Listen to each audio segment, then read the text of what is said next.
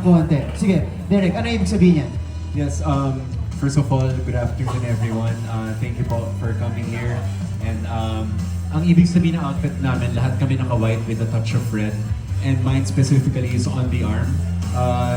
Kung titignan dito na malapitan, heart po ito.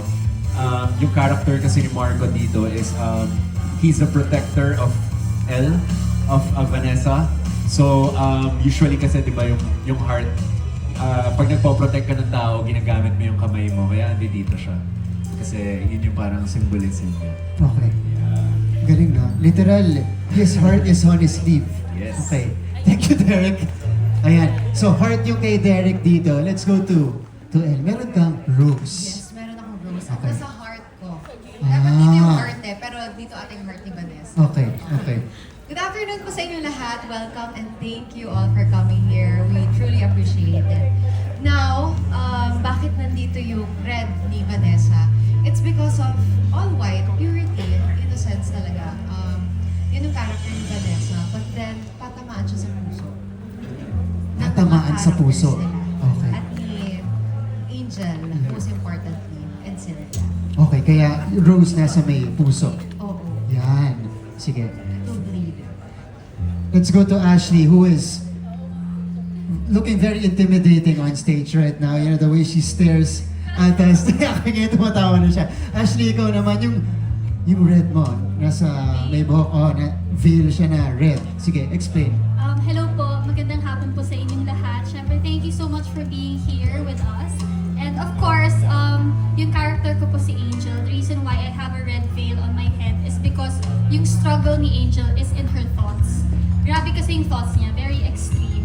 And marami rin kasi siyang baggage from her past na hindi pa nag-heal. So kung gaano kabigat to, gano'n din kabigat yung trauma niya from the past and yung mga baggage niya na hindi niya pa nag-heal. So nandito lang lahat ng thoughts niya, struggles niya.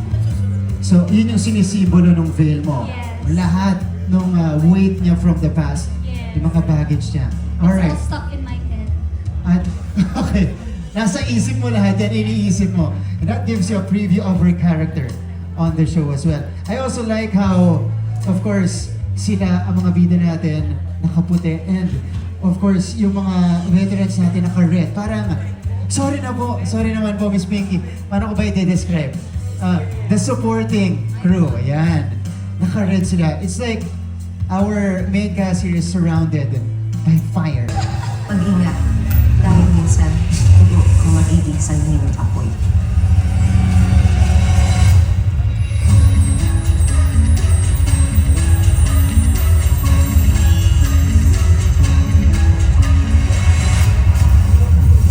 Dalawang magkapatid na nangungulila. Buong buhay ko gusto ko ng kapatid. Tapos yung pala, may kapatid ako sa labas. Alam mo, ngayon ko lang to na-feel na meron akong kakampi na merong magtatanggol sa akin, may magmamahal sa akin. Matatagpuan ang isa't isa. Ang ganda! Gawin natin. Alam mo, bagay ito sa'yo. Kambal! Nakita ko kanina si Angel sa labas. Buti nga na-recognize ko siya sa mga pinakita mong pic sa akin eh. Ate, ang bait ng asawa mo. Pero pag ang pagmamahal na sobrahan, mapapasok ka. Kapatid ko nga pala si Angel. You don't have to tell me anything about her because I know exactly everything about this lady. What if turuan natin siya ng leksyon? Sinungaling ka! Mas kilala mo ako kaysa kay Angel. Huwag mo sabihin paniniwalaan mo yan kaysa sa akin. Hindi ito agawan, pero ito ay labanan.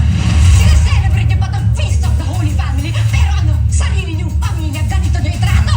People like you shouldn't be roaming around. Ay, dapat sa'yo kinukulong! Ginawa ka ng ganyan! Blood connected them.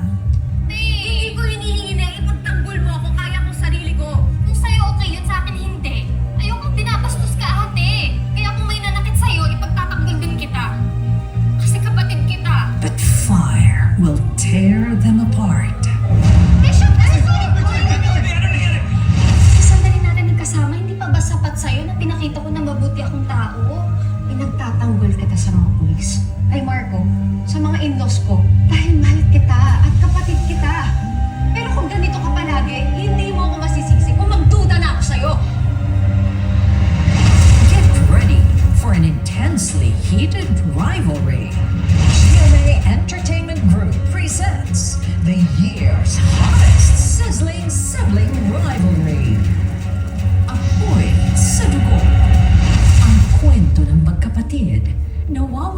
ng matinding pag-ibig, galit at pagtatraidor. Kaya siya masamang tao si Papa. May dugo kong kriminal. Di ba, Ma? Dahil kahit anong explain ko sa inyo, walang pumapasok sa inyo. Dahil sarili niyo lang pinapakinggan niyo eh. How dare you speak to me that way? Kung binabastos ka lang nila, huwag mo na kausapin. Hindi mo deserve na tratuhin ka ng parang basura ng pamilya ni Kuya Marco. Exodus chapter 20 verse 12. Honor your father and your mother. I've had enough of your Bible quotes! You like to be the moral center of this family, pero ikaw mismo ang pasimuno sa pagsira ng pamilya ko! Ang pamilya natin, Ma! Pagbibitahan ni Derek Monasterio bilang Marco Panganiban, ang mapagmahal na asawa ni Vanessa, poprotektahan ng pamilya kahit kanino. Di ba papanatag yung loob kapag nandito ka dahil wala akong tiwala sa'yo, Angel?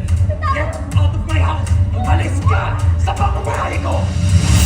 Ashley Ortega bilang Angel Sangalan, Vanessa's half-sister na may tinatagong sikreto. Sana nga tuluyan na sila maghiwalay ni ate. Kasal sila ng ate mo. Doon pa rin siya uuwi. E di umuwi siya. Pero sisiguraduhin ko na ibang pamilya na ang madadatnan niya. El Villanueva bilang Vanessa Sangalang Panganiban. Ang older sister ni Angel, mahusay na lawyer at mapagmahal na asawa. Dapat matagal na akong tumutol sa relasyon. Eh dati ka pa naman tutol, Ma eh! Ano pa bang kailangan kong gawin? Ha? Naging mabuti naman akong ina. Mapagmahal na asawa. Sunod-sunuran na ako sa'yo, Ma! Sa natatanging pagganap ni Thea Tolentino bilang Trixie Mendoza.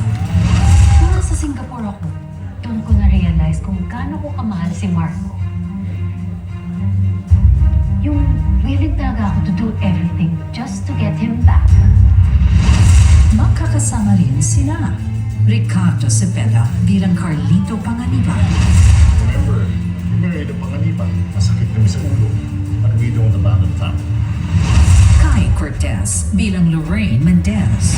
Ang tunay na hustisya ay yung marunong kang magparusa at magpatawad. Parang love, di ba? At ang pagbabalik ng kontrabidang magpapakulo ng dugo ninyo, Miss Pinky Amador.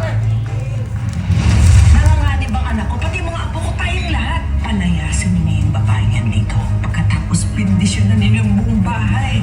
Larkin Castor bilang Spencer Palermo. Ang babae, pag binigyan mo lang ng maliit na pagsisilosan, di na nila malilimutan yan. Para sa lang cellphone. Kala mo na delete mo na, may backup pala. Patricia Coma bilang Lexi Panganiban. Kuya, mag-ex kayo. And you were also abroad. Can you blame me kung ganun yung iisip ko? Fonzie bilang Fonzie. Pakonega mo rin. Kulega na kulega. At hindi tanga. Ngayon, Vanessa, napakatanga mo. Sinaktan ka. Niloko ka. Tapos palalampasin mo na lang lahat-lahat. Tonya bilang Yaya Tony. May ano pa bang dahilan kung bakit umalis sa kasama niya sa bahay niya? Kung hindi nag-away na kumalama, may pinagsinusan ng misis. Apoy sa Dugo is the compelling new drama series proudly presented by the GMA Entertainment Group, headed by Cheryl Ching-Sig, Officer in Charge for Entertainment Group and Executive in Charge of Production, Helen Rose Sese, Assistant Vice President, Entertainment Group, Kutz Enriquez, Program Manager, James Manaba, and Arlene Pilapil, Executive Producers. Directed by Ralph Manuel Malabuna. Associate Directors, Jojo Nadella, Adolf Alex Jr., and Lynette Zurbano. Original concept by RJ Nuevas and John Kenneth De Leon. Creative Head for Afternoon Prime, Denoy Navarro Puño. Creative Consultant, RJ Nuevas. Creative Director, Aloy Adlawan. Head Writer, John Kenneth De Leon. Writers, Tina Samson Velasco and Marlon G. Miguel. Brainstormers, Patrick Ilagan and Marvic Reyes. Directors of Photography, Sasha Palomares and Apple Anao. Production Designers, Jed Sicangco and Paul Infante. Sa matinding banggaan ng magkapatid, sino ang mananaig?